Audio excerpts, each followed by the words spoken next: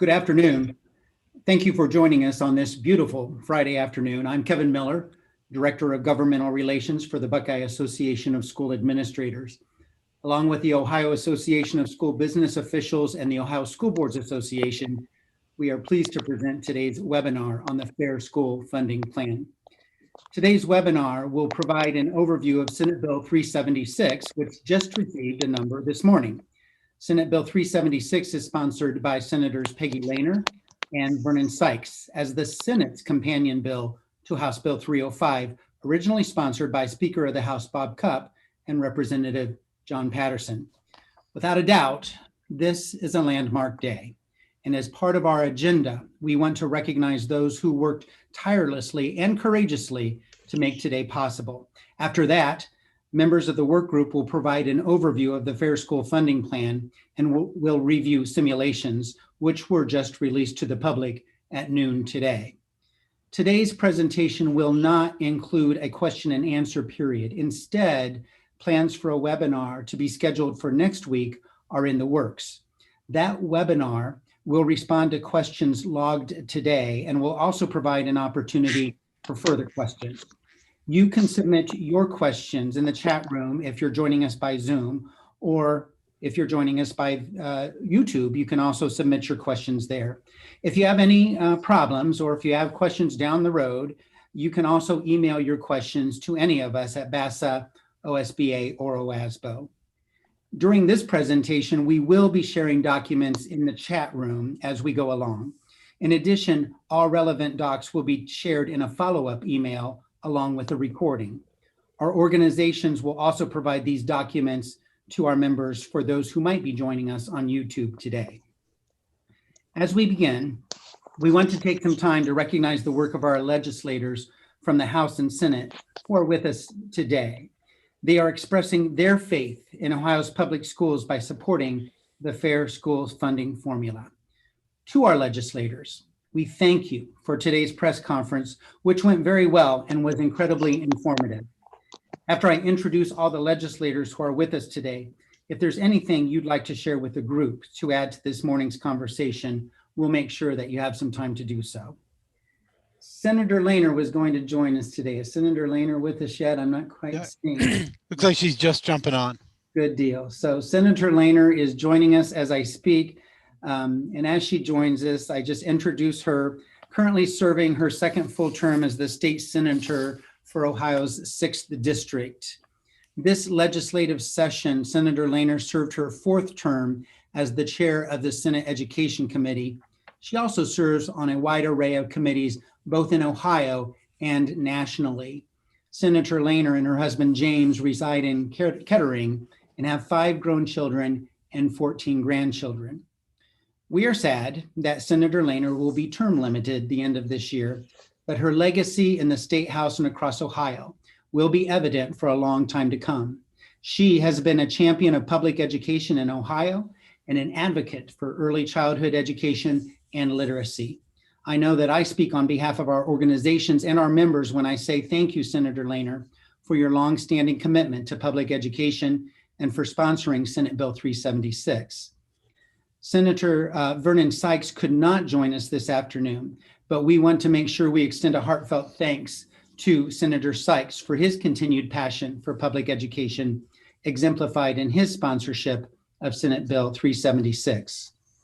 State Representative John Patterson is currently serving in his 4th term in the Ohio House of Representatives. He represents the 99th House District. Representative Patterson retired in 2012 from teaching U.S. history at Jefferson Area High School for 29 years, but his commitment to and love of education continues. Representative Patterson and his wife Nancy has been married 35 years. They have been married 35 years and are the parents of Joshua and Jeremiah. We in education will miss Representative Patterson's presence and support at the State House as he will term limit at the end of the year. But Representative Patterson, we thank you for having the courage 3 years ago to step up and ask the question, what does it truly cost to educate and provide success for each and every child in Ohio? That question has led us to the answers that will be provided in today's webinar. It's been a long journey, but worth every step. State Representative Gary Shearer is currently serving his 4th term in the Ohio House of Representatives. He represents the 92nd House District. Representative Shearer is a lifelong resident of Ohio. He attended Miami University and the Ohio State University, where he obtained a BS in accounting. Throughout most of his career, he has worked as a CPA. Representative Shearer and his wife of 42 years reside in Circleville. They have been blessed with 3 children and 8 grandchildren.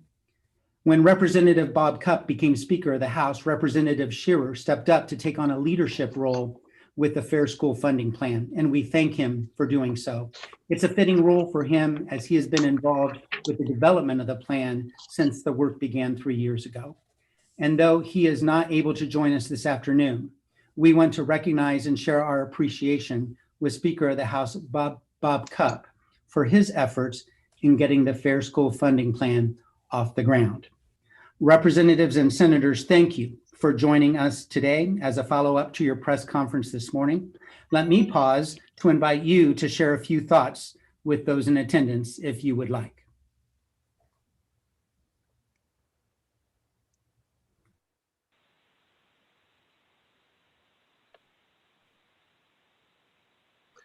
Peggy, you want to start?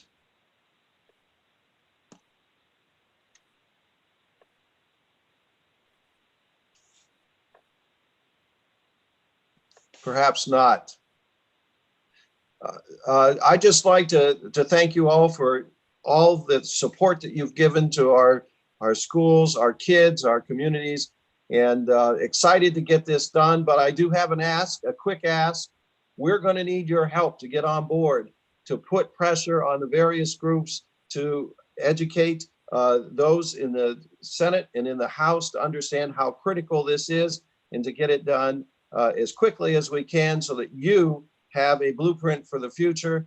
You will be able to plan and be able to allow for those programming and such to have budget stability. But this is your time to stand up tall for education and do what you can to help us get this across the finish line. And for that support, I'm grateful, and thanks again. Thank you, Representative Patterson. Representative Shearer or Senator Lehner? If Peggy's not on yet, I'll just thank everybody for the years of work on this.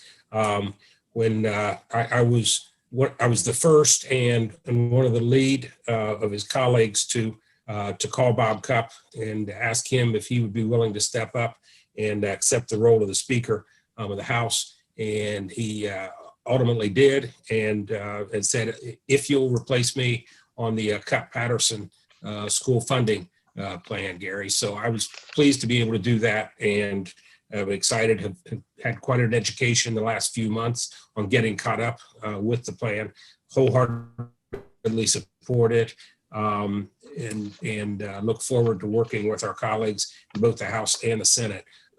Emphasize what John just said about please reach out to your representatives and your senators and let them know that you support the plan, and it's been a long time coming. And even though we've got a short time in lame duck to get it across the finish line, that it's worth it to do so. Thanks so much. Thank you, Representative Shearer, and Representative Patterson. I think that Senator Lehner is maybe having trouble with her connection and might join us later. We'll give her the opportunity to share with the group if she'd like. So thank you, legislators, for partnering with us and educating Ohio's children. We truly appreciate your commitment, your passion, and your partnership. It's now my pleasure to introduce Katie Johnson, Deputy Executive Director of OASBO. Katie. Thank you, Kevin, and thank you, senators and representatives, for all of your hard work on this bipartisan effort to help Ohio schools. It is an absolute pleasure today to introduce our 3 speakers, Tom Hostler, Ryan Pendleton, and Mike Sobel. A brief background on each. Tom Hostler has been a school superintendent for over 20 years, serving as superintendent of Perrysburg School District for 13 years. Tom serves as a member of BAS's executive committee and is also the chair of the Alliance for High Quality Education. In addition, Tom helped found the Coalition of Advocates for Pre-K through 16 Education in Northwest Ohio, also known as CAPE, with a mission to provide a collective voice focused on promoting quality education for all students. Ryan Pendleton is the CFO Treasurer of Akron Public Schools, where he oversees a budget of more than $500 million in public funds. Ryan is dedicated to serving the Akron community and in particular the students of Akron Public Schools. He is very active in state and federal issues concerning education and the potential impact on the students of Ohio. Mike Sobel is a Senior Analytics Advisor of Forecast 5 Analytics. Prior to joining Forecast 5, Mike was the CFO Treasurer of the Granville Schools. Mike also served as the Section Chief for Forecasting and Special Projects at the Tax Analysis Division of the Ohio Department of Taxation. He was with the Department of Taxation for 25 years. Over the past 30 years, Mike has contributed to school funding reform efforts in the Voinovich, Taft, and Strickland administrations. Tom, Ryan, and Mike have served as integral members of the Cupp-Patterson Work Group for the past 3 years to develop and finalize the Fair School Funding Plan.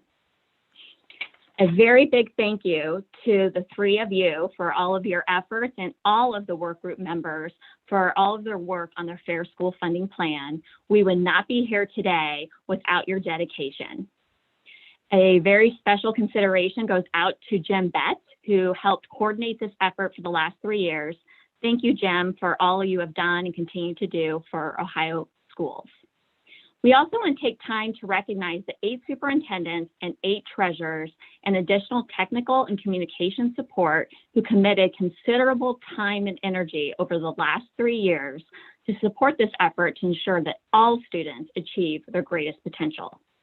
A big thank you to Jerry Bunting, Mike Hanlon, Claudia Zahler, Doug Ute, Jenny Logan, Michael Barnes, Steve McAfee, Scott Prebles, Jerry Brockway, Carrie Herringshaw, Michael Tepps, Cajun Keaton, Kevin Lilly, Dalton Summers, Howard Fleeter, Pete Chapitsky, Jeff Andrews, and Ellen McWilliams-Woods.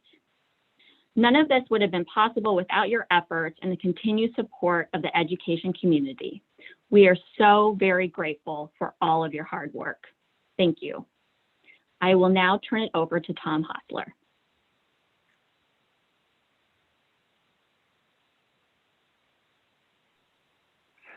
Thank you, and appreciate everybody tuning in today. Just to go backwards a little bit before we go forwards, the first meeting of the Cupp-Patterson Work Group took place in the Reif Center on November 15th, 2017. And for those keeping track, that 1,087 days, or 2 years and 11 months and 22 days ago, almost 3 years. And yet, here we are. The work group here, the product that was produced, is now become Senate Bill 376. We're excited to be here, and more importantly, excited to share the results of the work that we've produced. And we feel that this is the best solution in providing Ohio with a fair school funding plan.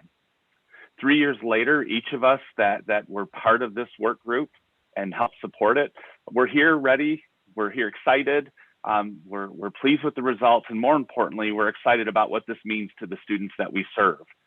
There's a reason that we've remained committed and faithful to this process. It's the purity of the process and the focus on the classroom that has really been one of the driving forces behind everything that we've done.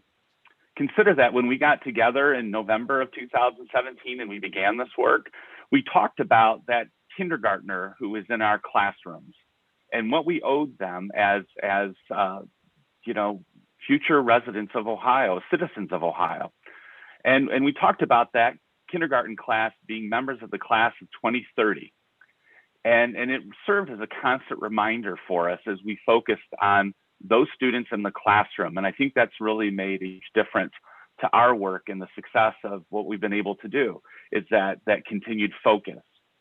Today, it's great to have kindergartners in our buildings and learning online, but those kindergartners are going to graduate in 2033. We owe it to our students today. We owe it to our students tomorrow to get this funding right. When we began this process in 2017, 80% of the school districts in Ohio were not part of the state funding formula. They were not on the formula. And that really was a huge and significant point that was made very early in this process. Today, 100% of the school districts in Ohio are not on the formula. That is a definition of a broken school funding model. And that's what we have here today in Ohio.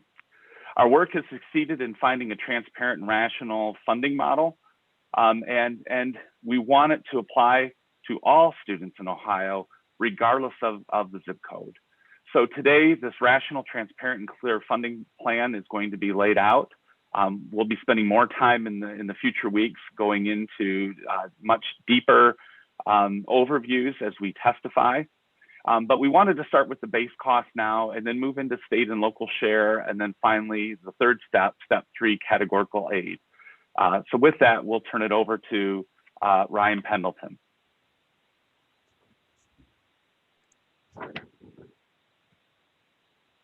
Thanks, Tom. Just as we transition slides here, these are our critical values that led our process. We kept these as a guiding light for all of our work over the past 3 years. And we are going to move into the construction of this fair school funding model, now known as Senate Bill 376, the companion to House Bill 305.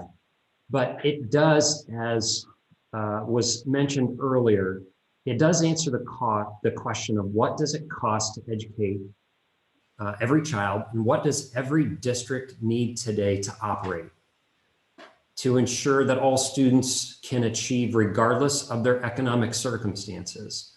You're going to see a heavy priority placed on economically disadvantaged and poverty funding in this formula.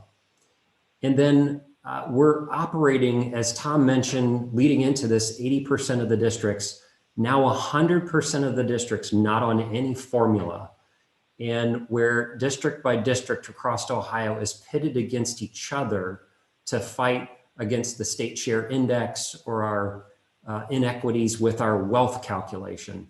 So we're going to get into this funding, and as we transition, we want it to be very clear, clarifying in a very simplistic way that this formula is constructed of 3 parts: base cost, the state and local responsibility and their shares, who's going to pay their fair share, step 2. And step 3, what are those additional elements and revenues needed for children in need? Tom?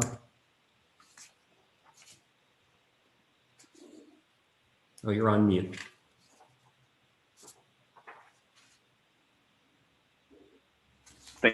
Thank you. So we want to talk about what the base costs do for us. And the base costs represent an estimate of the annual per pupil amount of what it needs to educate what we call a typical student. So this is something that is certainly important to us to fund, to answer the question. Today in Ohio, we get so much money per pupil, and we have no idea how that number's arrived or where it comes from or even what it's based on. So as we began to move forward, we wanted to build the formula around the student's educational experience, and we'll spend a lot of time talking about just that. We considered the whole student, and that's something that's really unique to Ohio's model, is not just what's happening in the classroom, but we know there are so many life-changing experiences that go well beyond the classroom. We also know that students have to feel comfortable and safe while they're in the classroom to be able to learn. And that can't happen if we don't take care of their social emotional needs. And we know that career readiness is a major part of keeping Ohio competitive, not only in the United States, but also in the world. So these are just some of the components that went into building this model. And it's unique. It's built around the unique needs of Ohio's learners and the workforce that we know Ohio needs to have ready as we move forward. So this is really exciting about us to begin to do this. There are other important components that we'll get to that are beyond the base cost, and we'll touch on those as well. So as we start to frame the conversation about what is going to replace the $6,020 that we've known for a while, that we truly don't know what it buys us. It's important to note that this question that Tom mentioned is now framed properly.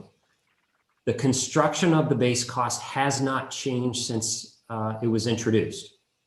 The components of this are exactly the same. And we appreciate the support and help of not only the base cost and our colleagues, but the Department of Education and their support in constructing this. Very quickly, we have 60% of our funds are directly tied to classroom instruction. We have another 15% that is around instructional and student supports, 20% for building leadership and operations, and then finally 5% for district leadership and accountability. And we're going to talk about a couple of these items. This shouldn't be new to many of you who have been following House Bill 305, but we will tell a few stories as it relates to this formula. But when we hit the submit button in those simulations that you're all poring over right now, the average state aid now is around $7,200. And you know exactly how that's costed out. Not only do you know exactly how it's costed out, but we can take components of this formula, we can take them out, study them, keep them modern, and put them transparently back into a seamless formula.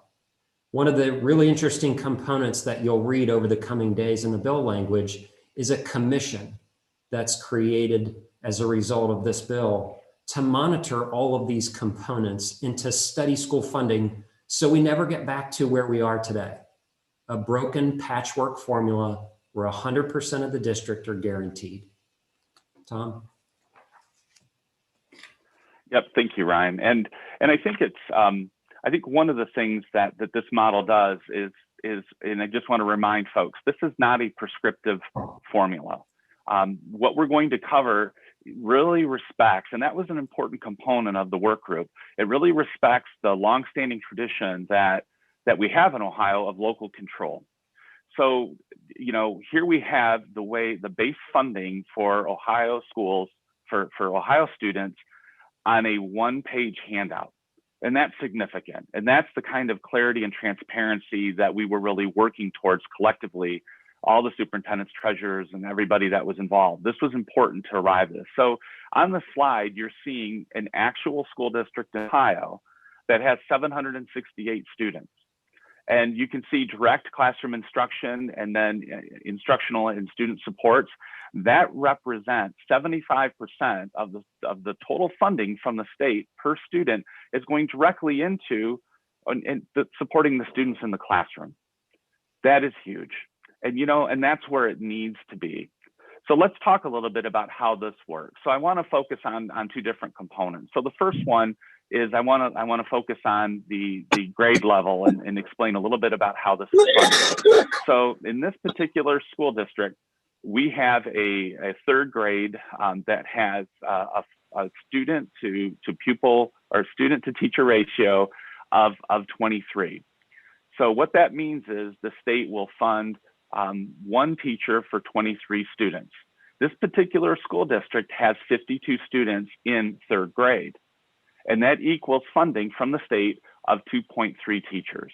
And that's the total funding. That's not just the salary, but it's the salary, benefits, everything, a statewide average that has been calculated for that. But let's get back to this 2.3. As a superintendent for over 20 years, I've never seen a 0.3 teacher in my life. So what happens is we start to plan for the future in the spring. We know that the state funding portion of this component is funding for 2.3. We as a school district may take a look at third grade and say, this is a pretty critical grade for our students with the third grade reading guarantee. It's important for us to have low class sizes as we prepare those students. As a school district, local control, we may want to have 3 teachers in that grade level to keep class sizes low.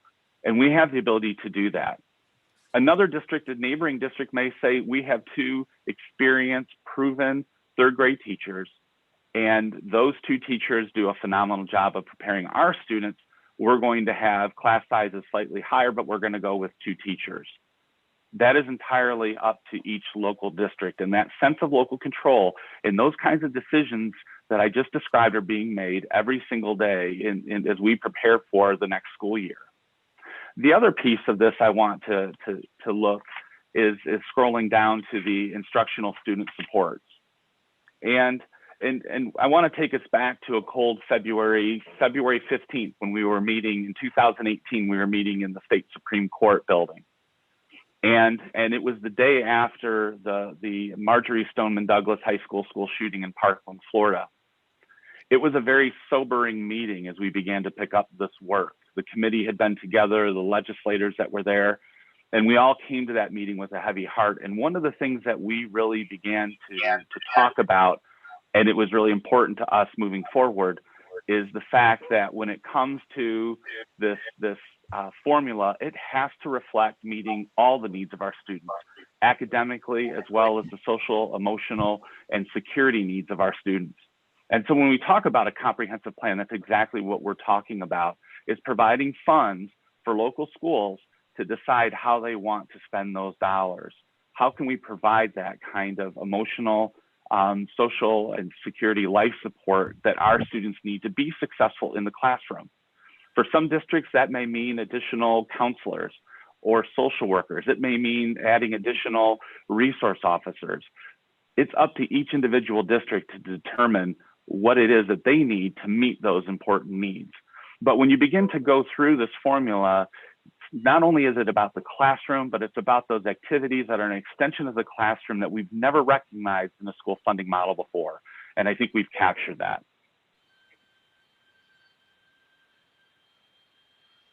As Mike Sobel gets prepared to take on this new slide, so we just finished base cost, the step 1 in this Fair School Funding Plan. Step 2 is based on the responsibility between the state and local. Mike? Thanks, Ryan. So if we take a look at the system that we've had in place over the last 6 years, before it was frozen in this biennium, the local share for a given district could have been anywhere from 60 to 100% of property values, or 0 to 40% of income, with no real rhyme or reason as to, or at least rational reason as to which is being used. That is not going to be the case now. One of the things that we were aiming for, and that was a goal, was everybody's local capacity, what their local share is based on, is going to be calculated the same way. Ryan, you go ahead. So the one thing is, the old formula for a lot of places was too dependent on property values because it wasn't using income. This case, property values and income will be a portion of determining the capacity for every district. Another thing is that each district's local share, and then ultimately its state share, is going to be determined by its capacity to generate revenue locally. Its capacity is not going to be affected by what happens to the wealth of another district, as it has been under the SFPR formula. So the only thing that is going to change what a district's local capacity is a change in a district's resident income wealth or property wealth, or a change in enrollment. So even, if you have a district even now that may be relatively wealthy on a property basis, and that property goes away, that district is going to become less wealthy. They're going to have a lower capacity, which means its capacity expectation will go down. And they would receive more state revenue in that situation. So the new formula, the new local share is going to be 60% based on property values, on a total property valuation per pupil, and 40% based on the income of the residents. And that is going to be looked at 2 different ways. It's going to be looked at both the average income of the residents and also the median income of the residents. And each of those will have a 20% weight that actually will keep the income base a little bit more stable, and so it is not subject to some of the fluctuations that are more likely to occur with income reported on state tax returns than property valuation.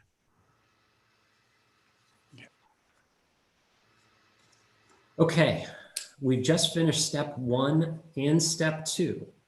Now we're going to go to step 3, or the add-ons and categoricals that are layered onto base costs and after the state and local share. And we talked very early on about some of the major initiatives that are in this bill. One of the most significant is economically disadvantaged and poverty. But we'll also be taking a look at preschool, special education, gifted education, and English language learners. I did want to pause before we go into the next slide and do recognize our funding work group members. For the last 3 years, they have partnered on these specific areas. They have comprehensive formulas of their own and national research attached to these.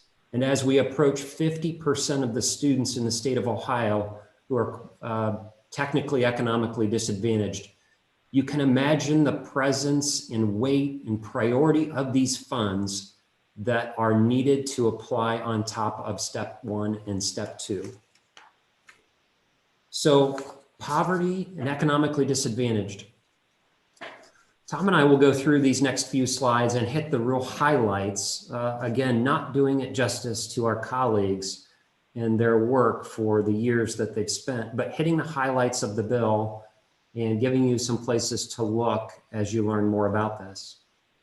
Under poverty, it establishes and recommends an increase from $272, which really doesn't amount to much, when national research suggests that it takes an upwards of 30% on top of base cost to appropriately serve students in need. So we've settled on $422. That's getting close to that 30%, and asking that before any other funds in the bill are funded, that economically disadvantaged is made a priority. That shows a significant priority of this language. Under preschool, that every economically disadvantaged 4-year-old be guaranteed at least access to 1 year of high quality preschool. That ESCs be funded to create a position called the Community Preschool Director to help coordinate across the state of Ohio these services. And finally, to conduct a comprehensive study of all state agencies in Ohio that have overlapping services. Tom? Thanks, Ryan. And these next 3 categories represent additional support that some of our most exceptional students that we serve and meeting their needs. So special education, going back to the early 2000s, almost 20 years ago, Ohio adopted its current method of weight-based funding. We recognize since then that there's been many changes in this particular area when you consider such things as technology, the remedial and best practices, educational philosophy. Not only that has changed, but also the number of students and some of the complexities to meeting those students' individual needs has also changed during that time. So Senate Bill 376 provides some of the following: an in-depth review of the current funding categories, best practices and technologies, and making sure that we're making the right recommendations as we move forward. And I know that there's a study attached to this kind of a recommendation. Increasing the current funding to 90% level to 100%, and setting 10% of that aside for catastrophic cases, which are very important to school districts, meeting those students' needs. And finding the 6th disability category using a multiplier of the base cost amount. And again, making it connected to the base cost work that we've done. In the area of gifted, we're very fortunate. ODE's 2018 extensive and supported gifted funding report.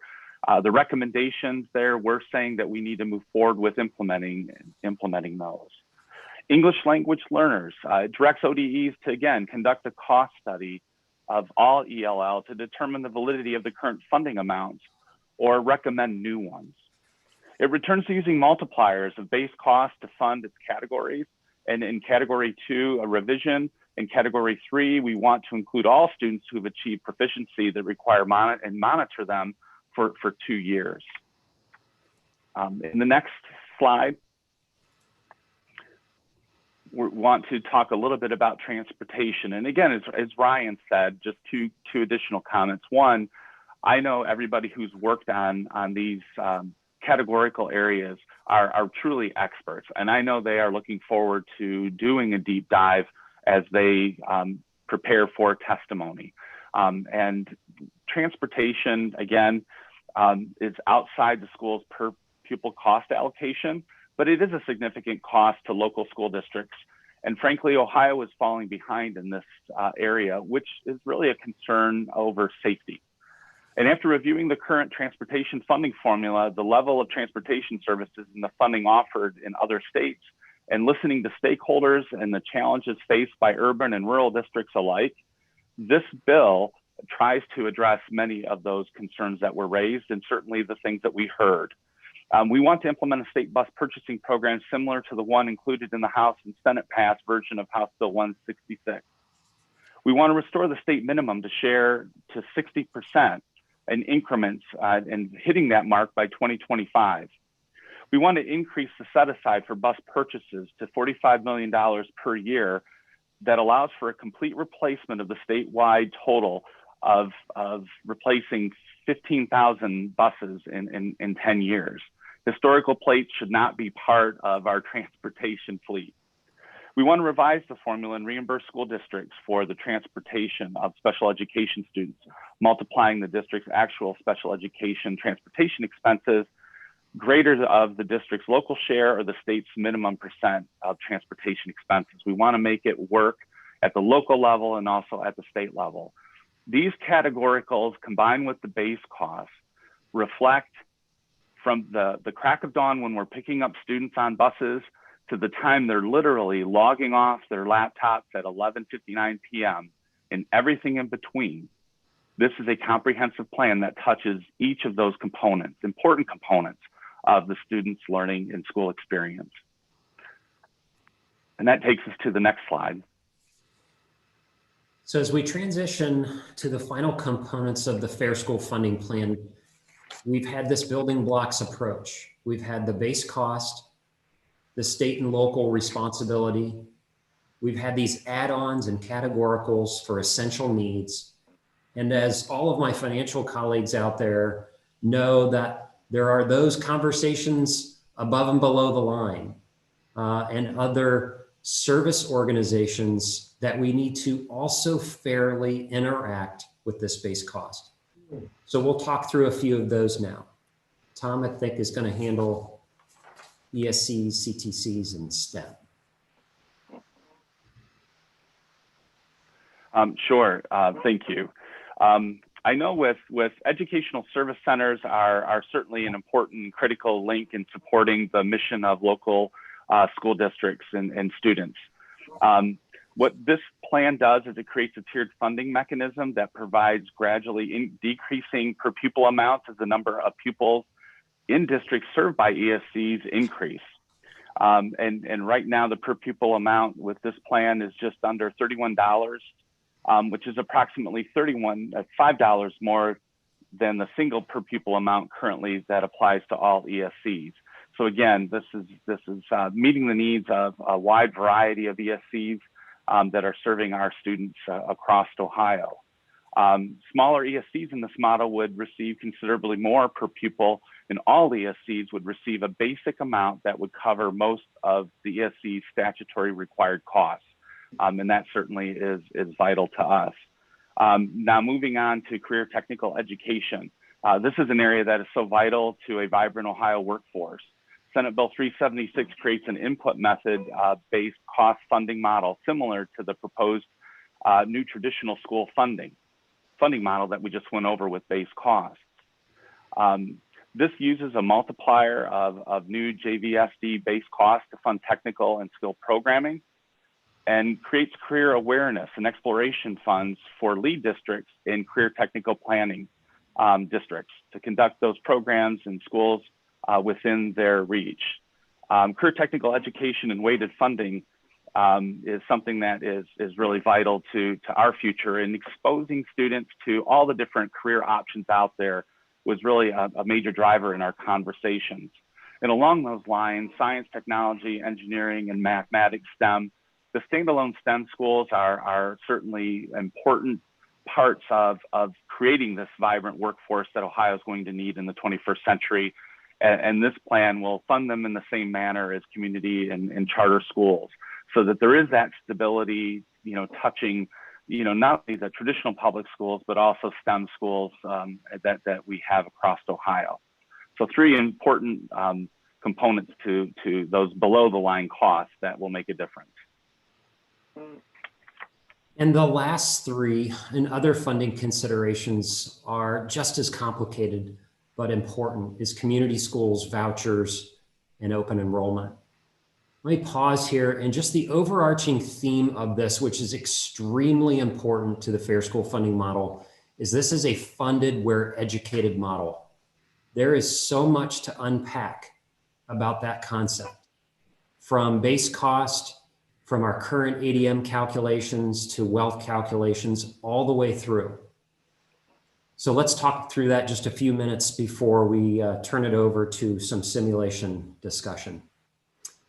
By removing students that are in school choice from the ADM, takes away the animosity associated with tracking schools and making below those line deductions. Imagine somebody reaching in to the checkbook and writing a checkbook in opposite direction. Now they're funded directly. So let's talk about community schools, how that funded. We looked at the base cost in the formula that we talked about today. Over 90% of that formula applies to community schools. From the classroom instruction to the base teacher cost and benefits associated with those base teacher costs, to social, emotional, security, life supports, and all those components that Tom walked us through, those are applicable to all Ohio students.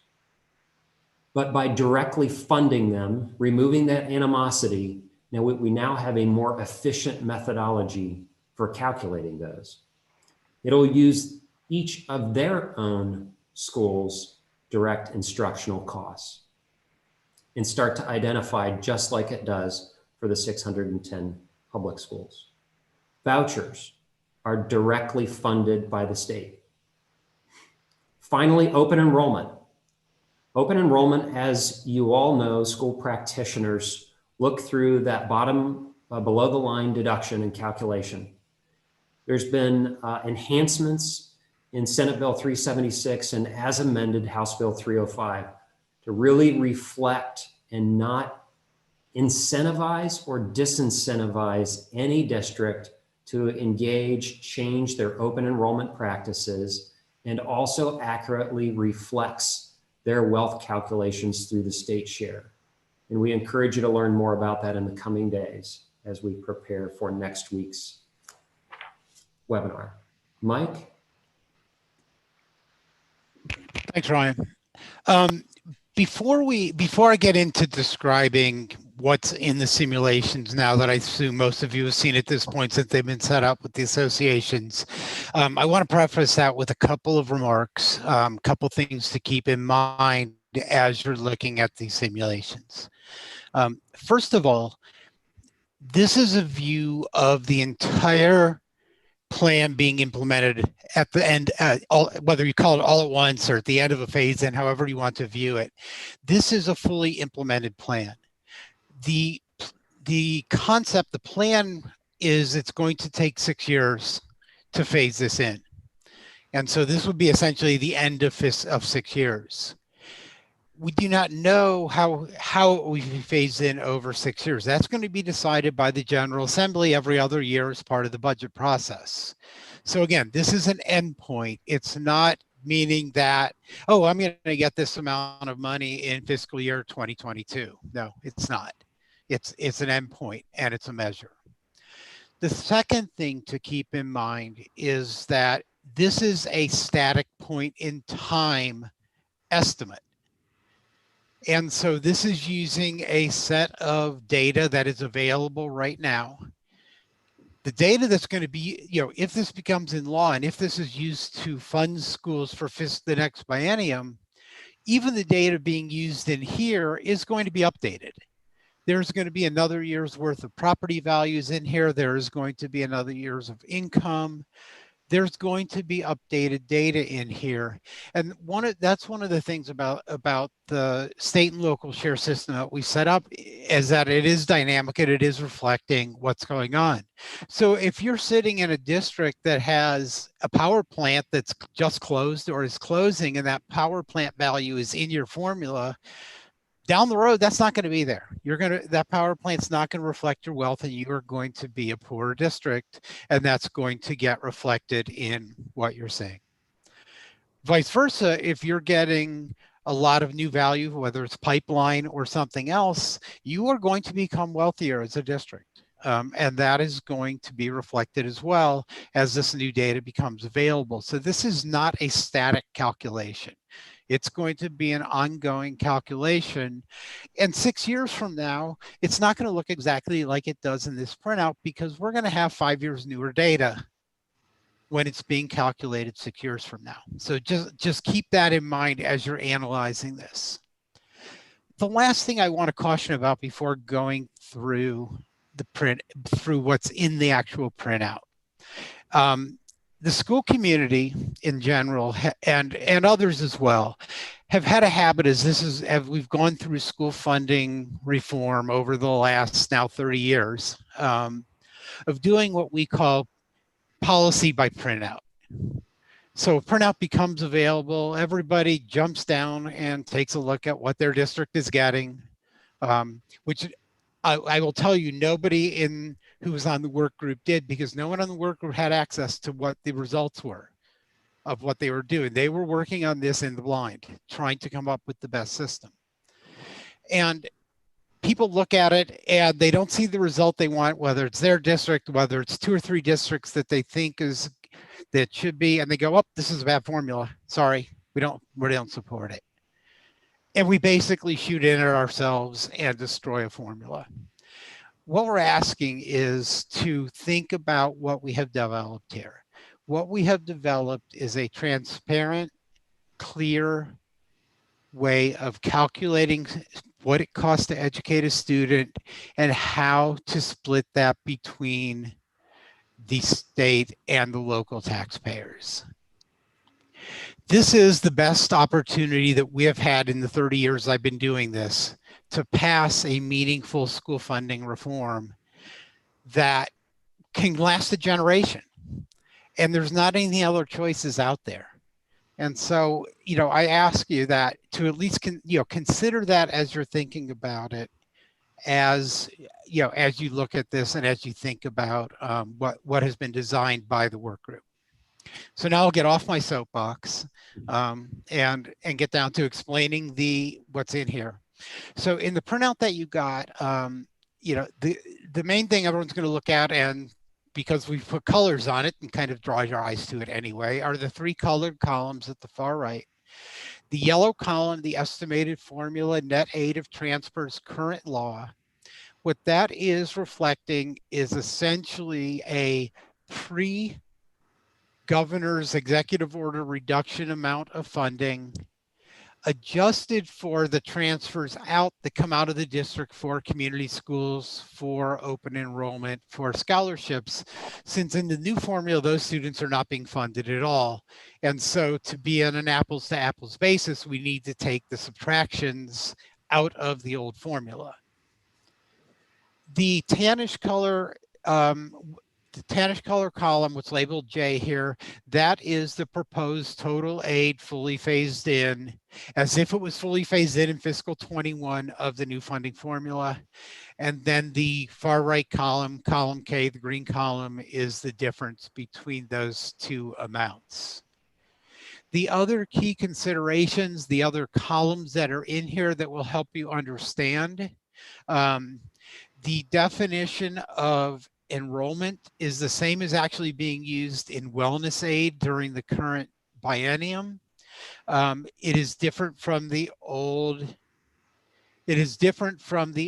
formula aid. The formula ADM used to be a residence base, the enrolled, what's in column B, that's reflecting who you as a district are actually educating. That's a key point. The column F is the capacity. Column F is taking the income and the property values to determine the capacity of each district, the ability to raise funds. Column G is the percentage of that capacity that is being expected to be raised locally. The local capacity, you will see it as a variable. It's a variable amount. The base is 2.25%. And where you move off of that base is determined by the median income within your district. So a district that has the exact same median income as the statewide median is going to have an expected local share of 2.25%. As your median income increases above the statewide median, that percentage will increase, but it cannot get higher than 2.5. Once it reaches 2.5, it is frozen. If the median income is below the statewide median, the percentage drops, and there is no minimum. So it will drop as far as the formula says it should drop. And I think the lowest I've seen is about 1.2%. And so basically the local per pupil share that you are expected to raise is going to be F times G. You multiply those things together, you will get your local expected share. Your state share will be the difference between that amount and whatever your space cost state share calculation is, whether, I think the average statewide is right around 7,200 was mentioned before.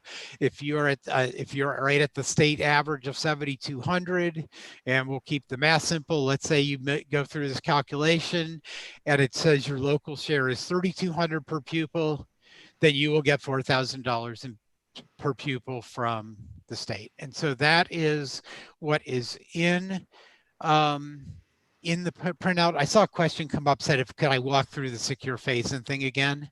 And I will do that very quickly. Is column J in this printout is as if the full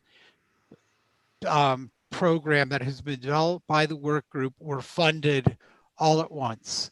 There's a cost of just under $2 billion annually for fully funding. It essentially would say if we spent that full almost $2 billion in fiscal year 21 and fully implemented the formula, that's how much money each district would get. In reality, it's going to be phased in over 6 years. At the end of 6 years, there's an expectation that this additional total spending by the state will be just under $2 billion. Over that 6-year period, how much each district gets will depend on how it is phased in. And that is something that is not in the bill. That is something that will be determined through the legislative budgeting process every 2 years. So if this is passed into law, and I know the hope is this will be passed into law before the end of this calendar year, if it is passed into law and this becomes the framework for funding schools for the 22-23 biennium, the legislature will determine how much money is available to be able to implement as much of this as they can, hopefully, and that will be the amount that will be phased in up to that point. So hopefully that makes it the 6 years and the phase in a little bit clearer. And I will turn it back over to, I think, Tom to wrap us up.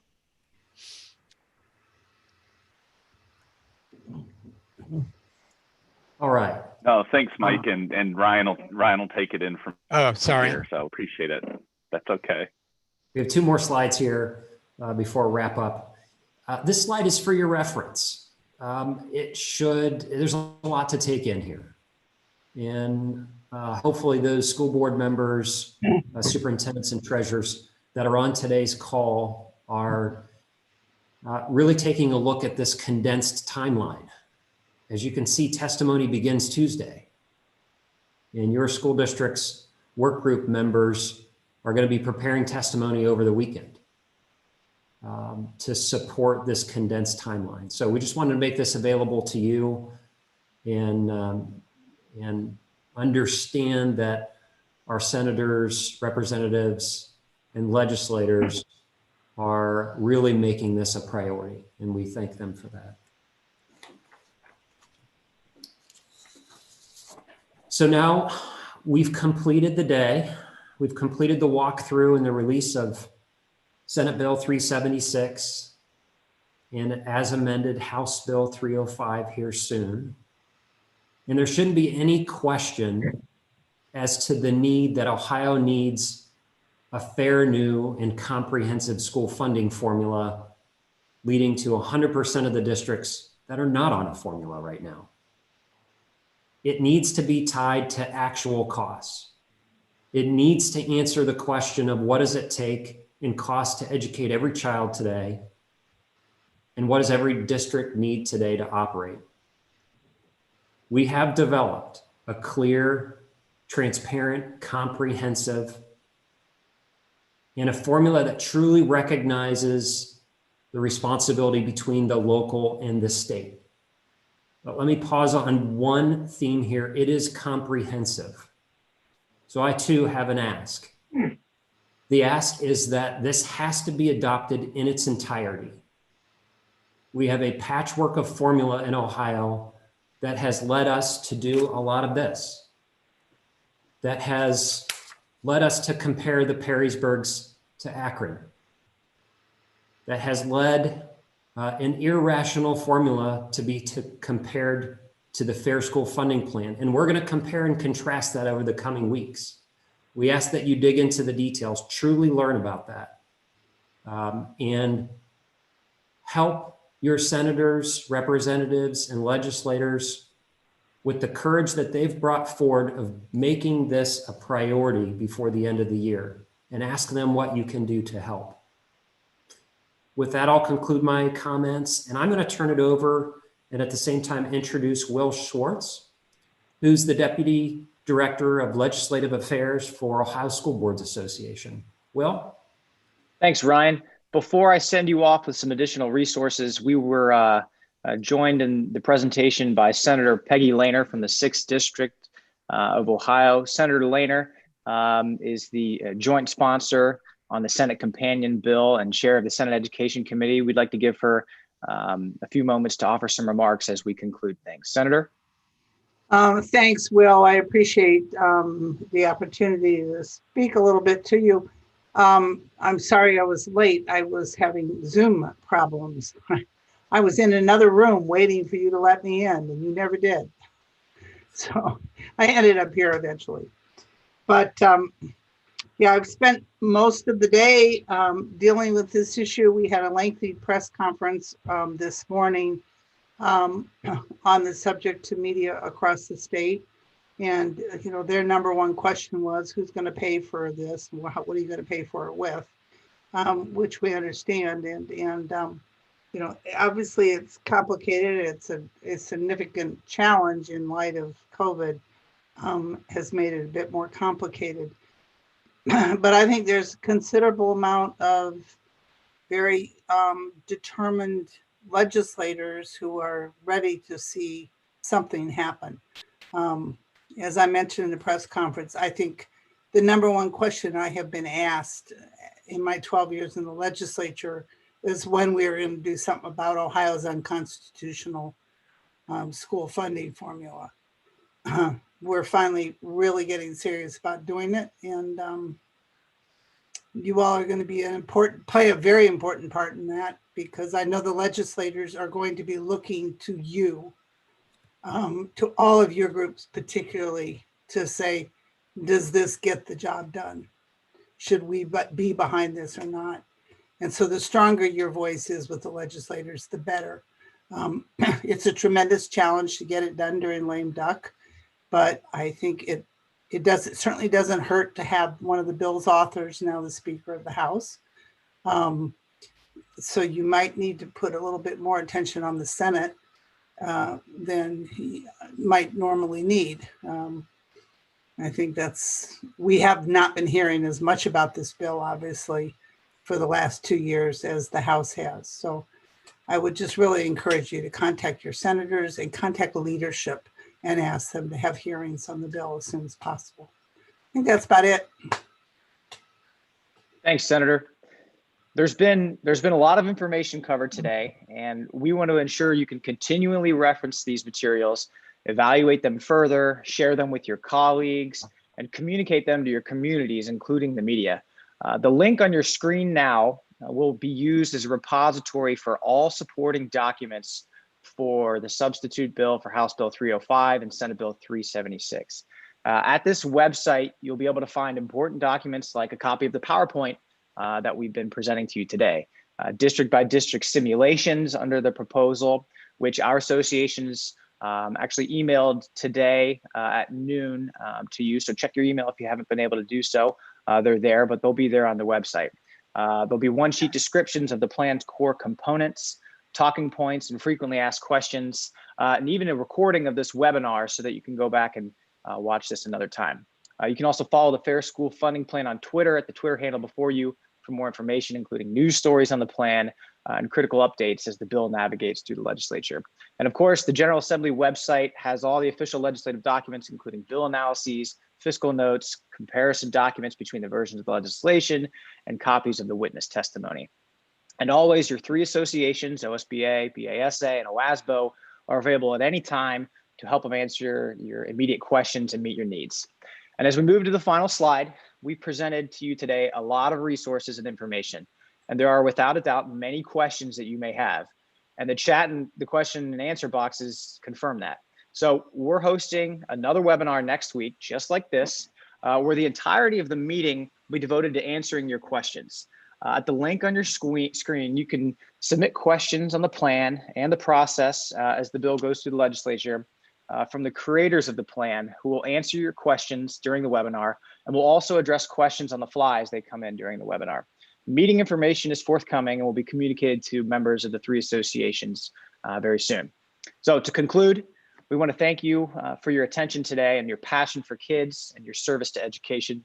We encourage you to submit questions to us as you think of them, and look for communications from our associations about testimony opportunities and critical moments in advocacy. Thank you all for joining.